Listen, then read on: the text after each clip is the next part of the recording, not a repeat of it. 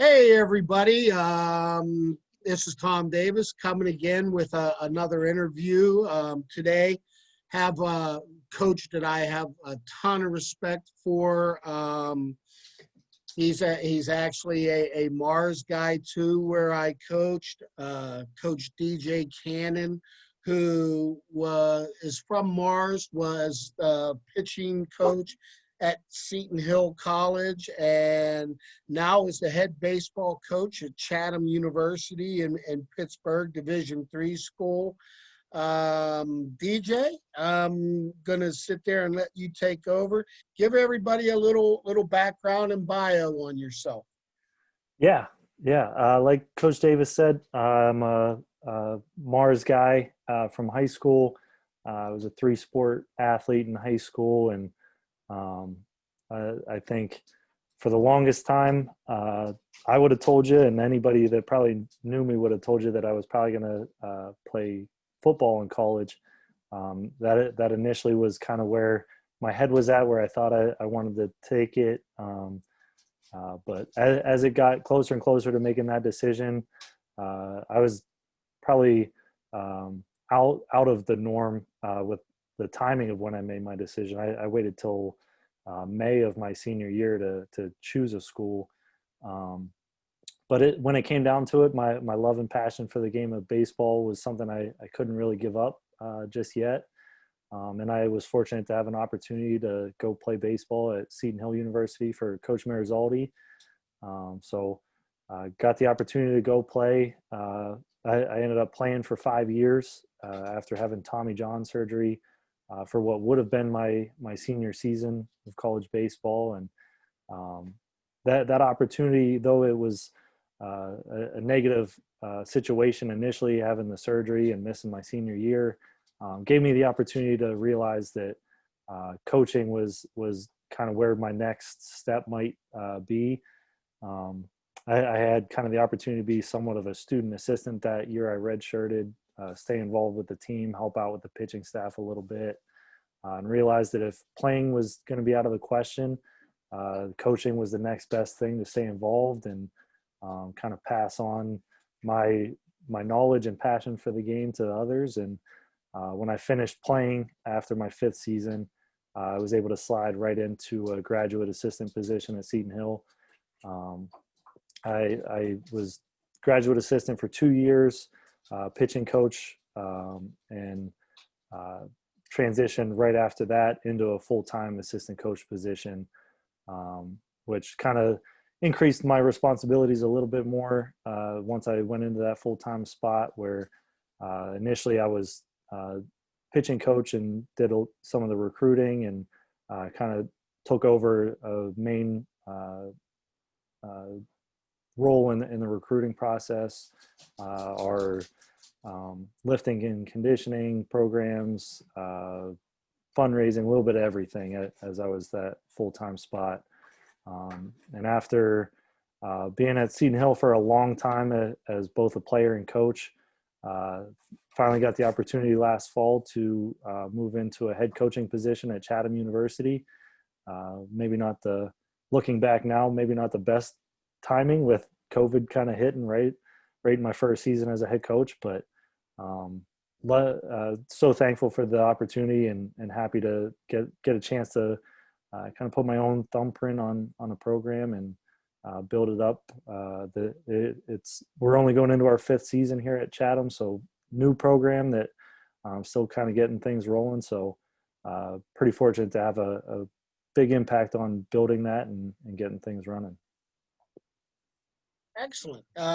You're saying, Chatham's program is in the early stages. My buddy Timmy Banner, who was a really good friend of mine, he's coached me all the way back since I was in high school, and we've coached together a lot. And he came in and actually was a startup guy, and recently passed away, which was sad and everything. But I like the way that Chatham's going with bringing you in. I think that you're, the right guy to sit there and build the program. You know baseball, you know talent, you have a good philosophy for why you do things and everything. I just want to get into, you know, let you talk about Chatham. What is Chatham University academically and everything like that, and let people know, what coming to Chatham can be, why coming to Chatham can be an advantage for you. Yeah. Yeah. You mentioned Coach Banner started the program back in 2015. But so thankful for all the hard work and time that he put in to get the program to where it is, because starting a program from the ground up is definitely not an easy task. So I'm thankful for all the work and time that he put in to get the program to where it is, and um, give me the opportunity here now to kind of pick up where he left off. Um, we're pretty fortunate here at Chatham, I think, for a lot of different reasons. Our location is pretty ideal. We're located in Pittsburgh, basically right on the line of Shady Side and Squirrel Hill. So a beautiful area, close to the city, where we're kind of right in the middle of a lot of different things. There's a lot of things to do for college students outside of class and baseball. There's all kinds of dining, shopping, things like that you might be interested in, but we're also super close to the University of Pittsburgh, Duquesne, Point Park, Carnegie Mellon. There's all those schools that are super close that, though we are a small school, only about 1,300 undergrad students, you're surrounded by college age students that a lot of friends might be going to those other schools, that you can hang out with them just the same as if you went to school with them.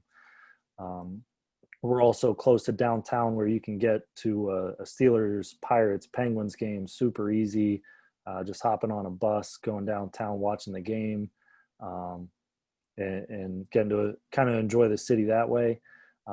But we're also secluded enough on campus where you kind of have that escape from the city as well, where our campus is quiet and very comfortable, where you can kind of escape from the city in the sense where when you're on campus, you can focus in on going to class, studying, just kind of getting away for a little bit and kind of enjoying best of both worlds. So a lot of advantages that way.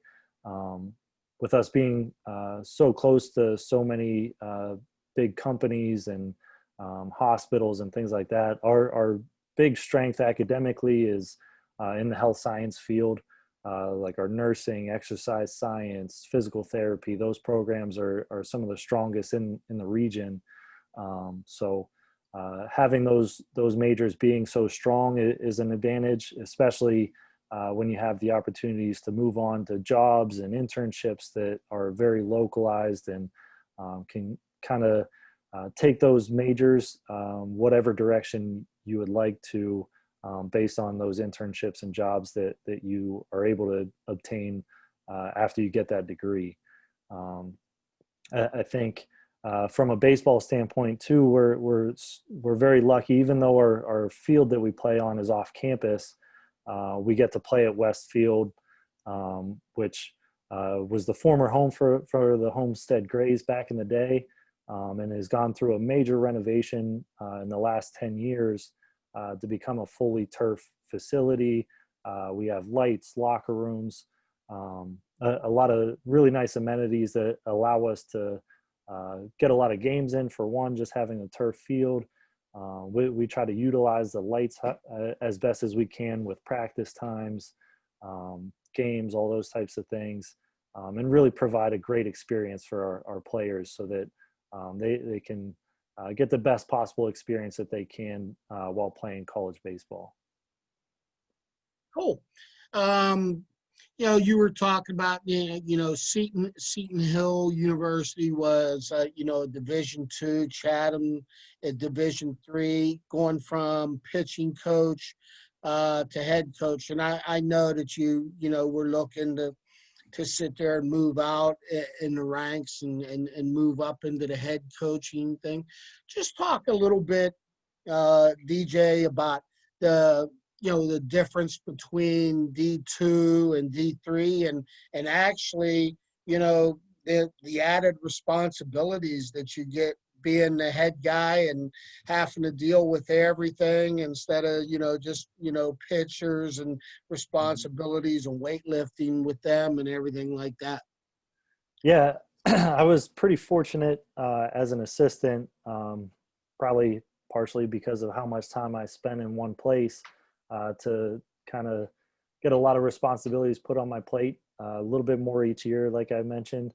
But I can tell you firsthand, once you become that head coach, those responsibilities are more than you even realize. I used to give Coach Marizaldi a hard time for different things throughout the years, but I definitely empathize with him a lot more now than I ever had. Just understanding the day-to-day aspects of coaching that maybe get overlooked, or as an assistant, as a player, you definitely never realize, or the things that have to go on behind the scenes. So that was definitely the biggest adjustment when I went from being the assistant to being the head coach, just being the one calling the shots and making all the decisions. And having assistant coaches always helps to have those guys to lean on and help you out. But at the end of the day, it's your program, your decisions that are going to impact a lot of different things. Just the simple things of scheduling practices and organizing team travel and meals and just everything that kind of goes into it. Definitely a big adjustment, but an exciting one to have, and an exciting responsibility to have nonetheless. But yeah, the differences between Division II, Division III, I think every level of college baseball, there's differences all across the board. First and foremost, from a recruiting standpoint, different budgets that you have available to be able to travel around and see players and utilize the different resources that are out there. Every level, it's going to change a little bit here and there. But the scholarship aspect is obviously a huge difference. But I think with that, the thing that maybe isn't fully understood by a lot of people is just because Division I says that you get 11.7 scholarships doesn't mean that every one of those programs gets that full allotment of scholarships. Same thing with Division II, and then you get down to Division III. Even though Division III doesn't have baseball scholarships, there's still money available that helps families afford the education, and helps to kind of compare apples to apples when you're looking at different schools, regardless of the level. There's always opportunities out there. And one thing I always try to stress to any young athletes that I'm talking to or anything like that, like the more you can take care of your academics and the earlier that you get on top of those things, the more opportunities you're going to give yourself in the long term. Because baseball, whatever sport, is going to be handcuffed a little bit with the scholarship money that they're given, but schools aren't restricted by anything like the NCAA. They can give out financial aid scholarships. They can give out grants, different things to help families out as much as they need to try to be able to afford an education and get those kids the best opportunities that they can. So the more you take care of your in-house academics, the more financial opportunities are out there, and that can provide more baseball opportunities in the long term. You make some great points, and it's stuff that I talk to my players and clients about all the time. And you were, I know one thing. You're a heck of a recruiter. You like to get out and you like to go see kids. I mean, everywhere that I am, I mean, I can sit there within 10 minutes. Hey, coach, how are you? And everything, because you're always there.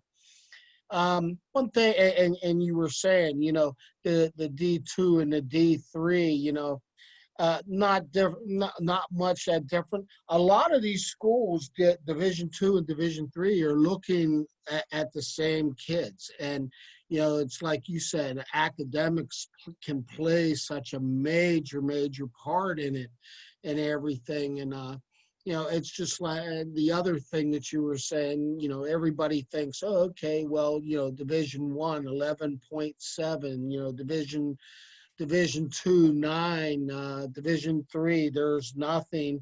And then, NAIA, they have 12 that they can use. Now, that's allotted by the NCAA, and it's like you said, not every school has that. They have to have the money to be able to sit there and give that out. Not a lot of Division two schools. I mean, I was talking with Jimmy Chester and at Gardner Webb when he was at Lock Haven. I mean, it could be a lot of, he could have 9 scholarships. I mean, he had 1.8, and Yeah. his niche in coaching was going and recruiting a lot of city league athletes that, probably weren't getting recruited that heavily, but could play and everything like that. And there was a thing called the Promise Scholarship through the city of Pittsburgh and everything that they could use. So, I mean, everybody has their niche and everything like that. Just want to get into some recruiting now.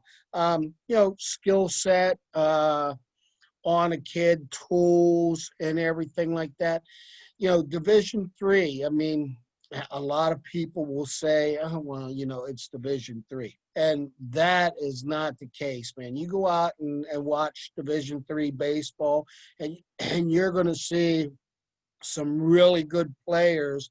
I mean, I actually have, a couple D1 and D2 kids that are playing Division three because of the financial aspect and everything. And they were great kids academically, and took advantage of a lot of academic money and grants that come in through Division three. Just talk a little bit about what your philosophy at Chatham is, and how you're going to go about recruiting kids. I mean, yeah, and I know you use Pittsburgh as your base and move out, but just give us your philosophy on how you're doing stuff at Chatham, DJ.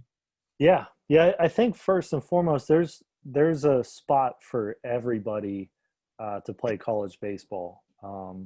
There's an opportunity out there. There's tons of roster spots across the country. But I think where some young student athletes get themselves in trouble is trying to compare themselves to other people instead of owning their own decisions. Just kind of taking your situation and separating it from everyone else. It's real easy with all these travel teams and everything, where you look over your shoulder and you're playing with certain guys that maybe are committed to different schools, and it's easy to say, oh, well, I do this better than that guy and he's going to this school, so I should go to that school. Like, I think that's a tough way to look at it, just because you never know the full circumstance. Like you mentioned, the financial aspect can be a huge decision maker. Location's going to impact some people's decision. Just the majors that different schools are offering, positions that the different programs might be looking for, might not be looking for in a certain year. So comparing yourself to other people is a tough way to do your process, but just make sure anytime you're going through it, you're individualizing it and making it your own, and just finding the spot that's best for you, because there's so many opportunities out there, but there's definitely a spot that's unique and available to each person individually. But yeah, as we're kind of going through the process, You mentioned there's guys that maybe are Division One caliber players that are playing Division Two or Three. That's something I've experienced in my entire coaching career. There's guys that maybe slip through the cracks and don't have opportunities, or they find the school that fits them the best. We had guys like that at Seton Hill all the time. That we have a couple guys that are playing professional baseball right now, so they clearly were good enough to play Division One, but the opportunity was maybe just better to come to Seton Hill at that time for them, and they were able to develop into a major league or minor league caliber player. There's definitely players all across the PSAC that we played against that were like that every year. Division III baseball, like you'll see guys getting drafted every year. I think the Pirates just drafted one in this past year's draft in like the third round, throwing 98 miles an hour. The opportunity to grow and develop is out there in these different levels, and sometimes it's just the opportunity is all you need to get out on the field. Yeah, as we're looking for players, we're obviously going to just look for the guys that fit our demographic the best. Obviously, we're a pretty strong academic school, so part of it is the academic side that we have to find the right student that fits our school's need. And then kind of paired with that, the student athlete that shows the athleticism and competitiveness and different things like that fit what we're looking for to be able to step on the field and compete. Obviously, there's different metrics that stand out when you look at guys work out at a showcase or tournament or whatever that are all great, but that doesn't tell the whole story. We try to see how guys compete, see how they play on the field, because you can run a 6.6, but that doesn't mean you can play baseball. You can throw 90 miles an hour. It doesn't mean you can throw a strike and get hitters out. So that's a big part of kind of how we're breaking things down is obviously maybe first looking at measurables, seeing if it matches up with what we're looking for. But if we can see in person or on video how the person plays, how they move, that helps us to kind of project maybe where they fit in long term. And a big thing that I know maybe I'm biased about when we're looking at guys, we like to find guys that are multi-sport athletes because they fit that competitive need that we're looking for. When you're playing multiple sports, those are typically athletes that love to compete. They're maybe not focused on developing in one sport or the other at that given time. They just want to get out and whatever sport it is, whatever competition they're in, they're going to find a way to win. And that's what we want in our program, because that's going to help us to build up to what we're looking for. And I think being able to play multiple sports shows a lot of different characteristics. Athleticism is the obvious one, but leadership, toughness, there's so many things that go into it.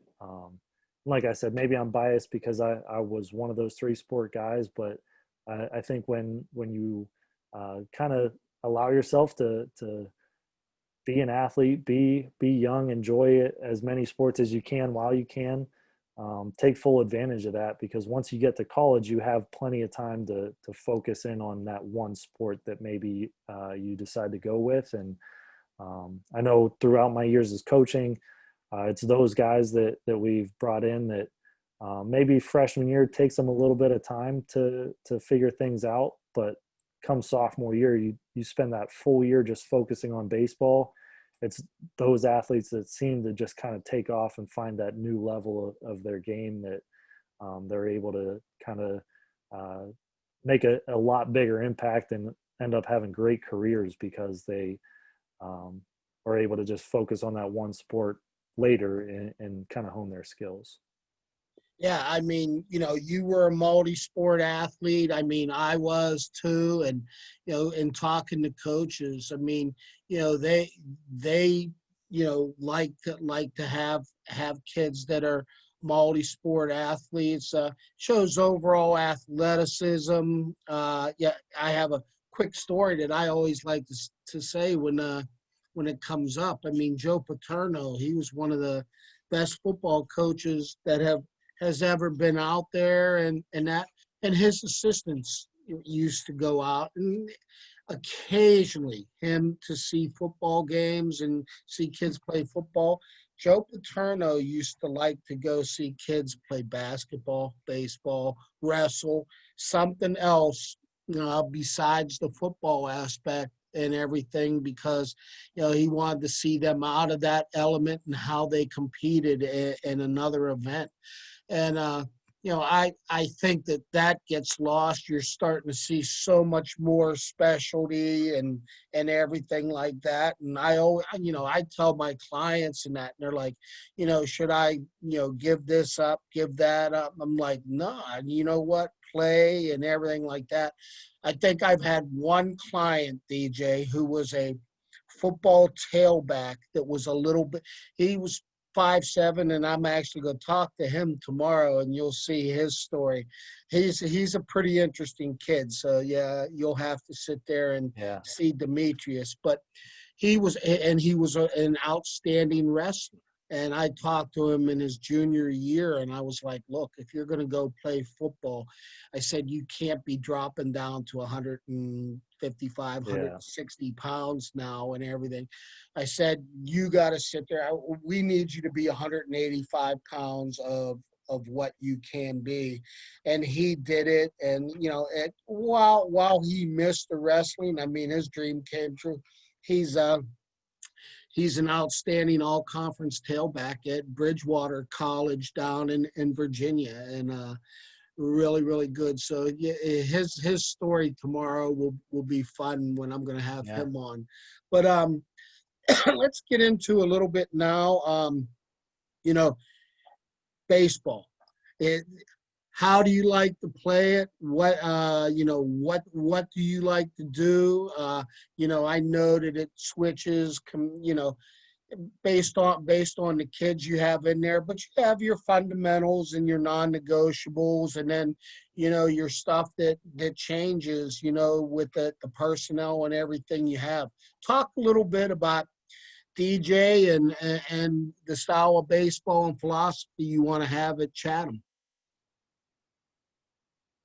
Yeah, I think no matter what, every year we're going to take a step back and evaluate what we have on the field, what our strengths are, what our weaknesses are. Always going to try to improve those weaknesses as much as we can, but when it comes game time and we got to compete, we're going to try to use our strengths and just kind of tailor to our team, our roster, to make sure that we're giving ourselves the best chance to have success. So every year we'll probably look a little bit different, just based on who we brought in, who we lost, different things like that. But yeah, like you said, the fundamental aspect is always going to be there. From a pitching and defense standpoint, obviously coming from a pitching background, that's one thing that I'll always take pride in as we're trying to build a program, build a pitching staff. It's always great to have flamethrowers and guys that throw hard, but we want guys that are able to compete on the mound, give our team a chance to win games, and basically be in command. So we want guys that can command the baseball, command situations, command the running game, different things like that, command their mental state. So that's a big aspect of how we're going to build our pitching staff. And a big part of that is making sure that they work hand in hand with our defense, that we're making fundamental plays pretty routinely. And one thing that I've picked up from coaching with Coach Marizaldi over the years, especially playing on turf, there's not a whole lot of errors made at the college level on fielding baseballs. It's more so on the throwing aspect. So that's one thing that we might be a little bit different on than some other programs, that we're obviously going to take tons of ground balls, fly balls, all that kind of stuff. But we're going to put a lot of time and effort into focusing on making and executing throws, trying to put pressure on our defense and practice in different ways to make sure that they're getting challenged in ways that they're going to experience in games, so that when game time hits, we're not being surprised by anything. And then from an offensive standpoint, like I said, that's probably the area that's probably going to change year to year the most, because you can't be a power team if you don't have any power hitters. But one thing that we're always going to look for in the recruiting process is athletes, so that we can play a high energy, up tempo type offense where we're putting a lot of pressure on defenses. We didn't get to play a whole lot of games last year, but we were able to steal a lot of bases in the games that we did. And that's a true testament to the time and effort that we put into it. That's something we work on every day. Base running in general, stealing is only one aspect. We're going to try to take extra bases, just find ways to create runs.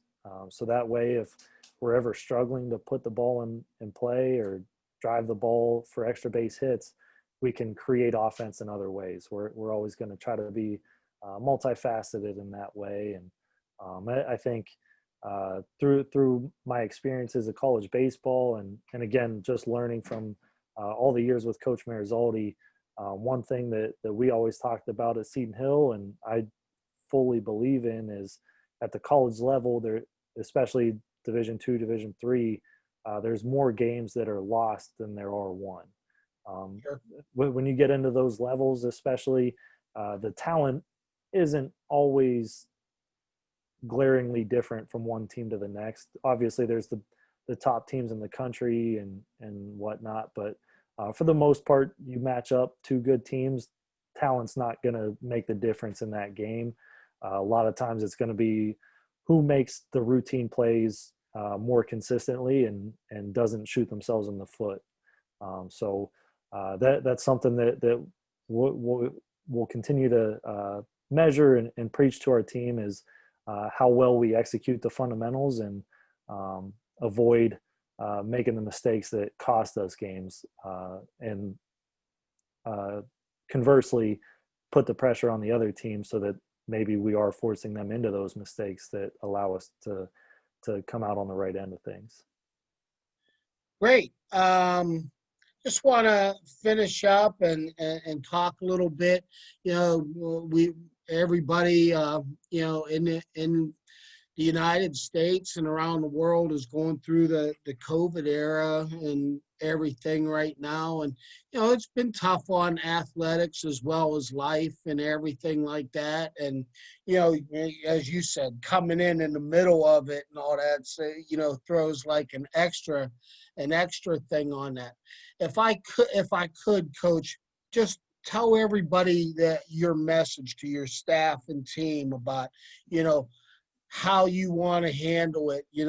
We're all going to go through it, but what's your message that you can send out as to how your players and staff and you are going to get through and move on through this? Yeah, I think that one of the toughest aspects is obviously just in general, we're not able to spend a whole lot of time with other people and do some things that we normally would do just in regular life. But especially in athletics, like we're handcuffed a little bit with the face-to-face time we get with our teammates and doing things baseball related or in the weight room, different things that would be just kind of commonplace in a normal year. So obviously that makes things tough and kind of forces the issue of trying to be creative and find different ways to stay connected with each other, stay in contact with each other, and kind of build that team camaraderie that is so important at any level of any sport. But I think the message that we've tried to preach to our team and our universities as well is just though these are very challenging times, honestly, to go through what we're going through it as a college sport is nowhere near as challenging as what a lot of people around the country and around the world have had to go through. Um, it's kind of that perspective that we try to communicate to everyone that, yeah, things aren't exactly what we want them to be, but it could be a lot worse. So just trying to keep the right perspective, and then just making sure that we're consistent with our message, saying that the sacrifices that we're asking of each person to make, maybe not doing those things outside of school and baseball that they normally would, to make sure that they're staying safe for themselves and keeping the team safe. Those little sacrifices that we can make right now will go a long way to making sure that we can have a spring season and hopefully just get things right with the world again, and get things back on track, back to some form of normalcy, if we can even remember what that's all like. So Yeah, it feels like a long time, Coach.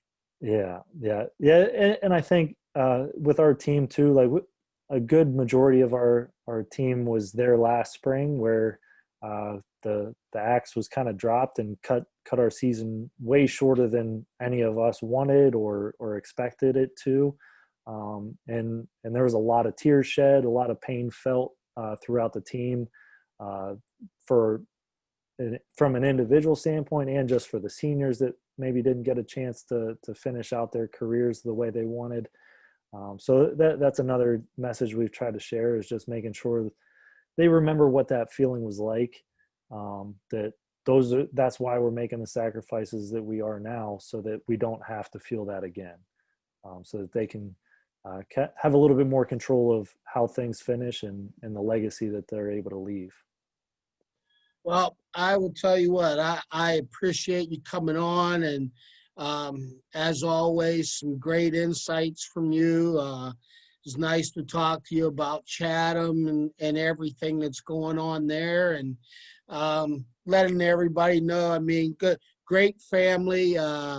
DJ's younger brother, Doogie, pitched for us while I was up at Mars, and he's now, pitching up at Division III Mount Aloysius in Pennsylvania. And I just want to wish you, Doogie, Mom and Dad, and everybody in your family a Merry Christmas. And I will be out to see you for some games, and I'm sure on the recruiting trail, and I'll continue to send you stuff, Coach.